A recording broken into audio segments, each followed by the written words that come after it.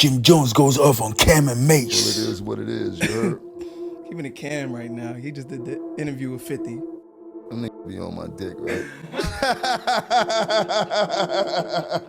Them niggas ain't got nothing else to think about but Capo. I did a lot for them niggas in their life, you heard? Both of them. Pause though, get off my dirt. There's only space on there for baby girl, man. Come on, man. Tugging on my shit like that. Yo, you never cleared it up. And we never hear your side of the story. Cam was like, I thought we could pull it together. Next thing I know, I see Jim performing with That 50. nigga ain't think nothing. He could pull nothing together. He couldn't do nothing with me. He couldn't tell me nothing. But let's not get this shit twisted. Like, nigga, nobody could tell me nothing, nigga. I was my own boss. I did what I did as a fucking soldier, because I was a soldier. You heard? I had the soldier. This nigga didn't tell me nothing. You heard? I did what I wanted to do. I seen the shit wasn't going right, so I started doing what Jim Jones needed to do for Jim Jones, because the nigga that was supposed to be the Don wasn't taking care of the Capo. Started feeling like the Gotti movie, you heard? But what was the point where you realized I'm gonna have to do what the fuck I gotta do? It's There was definitely it was the last straw. There's nothing in my memory like, yo, that was the last straw, but it was just the sequence of the way things was going, and it came to a point where I had to worry about who Jim Jones was moving forward. Then I was worried about anybody else, because nobody else was worried about me. I got to a point where I became famous too. There was a point where all the famous people know me. Then after that, it was like, shit, I'm just as famous as all the famous people. I can't do what I used to do for you. You heard? Somebody got to do that for me right now, because I'm super lit. You heard? But I put my life on the line for all of the shit, and you know, and everybody knew that.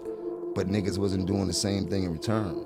What's something that stands out to you though, when you realize niggas really wasn't for you? I know you say you've been seen it, but there's a moment, bro. Like, you know what I'm saying? Wherever that concert like is. when you start to feel like somebody want to see you do good, but not as good as them, you're like, oh yeah, I know what this move is about. You heard? Everybody don't got the mind of a real leader. Who reached out to who when you went out to perform? Cause I had Ballin'. I had the hottest record at the time. My record was hotter than 50's records at the time, when Ballin' spanked out and shit like that. When Cam did this shit with calling the station up over the cot shit and all that shit, I felt that was childish. That wasn't, like, you don't press no real buttons, and you're not about to come outside when it's time to really get active, nigga. So how dare you do some weak shit like that really didn't hold no merit? Like, you start going crazy over Koch, over a white man that been jerking us since we got signed there, and whatever backdoor deals you had with him serves you more advantageous than it served me. You understand what I'm trying to say? Like, so when that shit went on, I was like, that was kind of weak. That was corny, because at that time, there was no real beef. We was just the most powerful groups of individuals that's running New York at the same time. So in my mind, I was like, it's more advantageous for us to try to figure out how to start to move and do tours and really go crazy and figure out, because that we were sizzling, but this nigga was on Mars, nigga. These niggas wasn't doing regular shit. These niggas was doing arenas every night. We doing clubs every night. We got the city and the urban communities on fire and shit like that. In my mind, I see an opportunity for us to really start. You heard? Like, we had all the power and shit like that. My mind ran different and shit like that. So when he did that, I'm like, damn, I f***ed all that up. You heard? And then it was like, now you want to start a beef with these niggas over what though? So you never understood why he started beef with them? Nah, I didn't understand that. I heard what the nigga said, oh, Koch was a graveyard and all that type of shit. I didn't give a fuck about none of that type of shit, you heard? Like, and it really hit me, I was on fire at that time. I don't care about what you say and shit like that. We on an independent label getting stupid though, like we did shit that nobody did in the game. So in my mind, I'm like, oh, that shit was whack. I don't like how this shit is going. I gotta start really doing shit that's gonna benefit me, because niggas will seem like you won't want to see nobody else win. Right. And I need to win. I gotta win in spirit. So, you heard? I didn't put all this work in for nothing. You dig? I didn't teach myself how to rap for nothing. I didn't jump all on this game to be famous for nothing. I need to capitalize and be just as famous as the most famous, most successful, rich person in this game also. I'm now in the game. I still gotta know, like, how did that work? You performing, like. They called me like, yo, you want to come out and perform at the show? Shit, yeah, I got the hottest record, I'm popping out.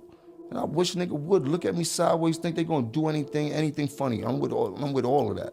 We'll boom this shit up. It'll be nasty in New York. That's how I was living back then. That's what I was on. I wasn't on nobody's friendship. I was in there like a pirate. What's up? What's up? That's how I was. You dig? Like, hope everybody be calm, because y'all know this shit gonna go way left real quick. You dig? I'm here for what I need out this shit. Right. It's that crowd to hear me do balling, and let me get the fuck out of here. Yeah, so it wasn't no deep thought. Like, this is like, nigga, it's an opportunity. I gotta go. Yeah, I was going there to do nothing genuine at all. Them niggas couldn't even dress. But he had a platform for me to perform on in front of thousands of people in New York. Yeah, I'm taking that. I'm popping out. And this gonna spark up a new beef between Jim Jones and Cam and Mase. Y'all know Cam definitely gonna respond to this. But Jim Jones touched on this subject, jealousy, and the Bible says wherever there's jealousy and selfish ambition, there's disorder and everything that is evil. I mean, he's right. Most people don't wanna see you surpass them as far as being successful. And there's a lot of jealousy and envy anyway in the industry. Have a great fight for profit muscle. The only man in the world who can do handstand push-ups with his fist on concrete.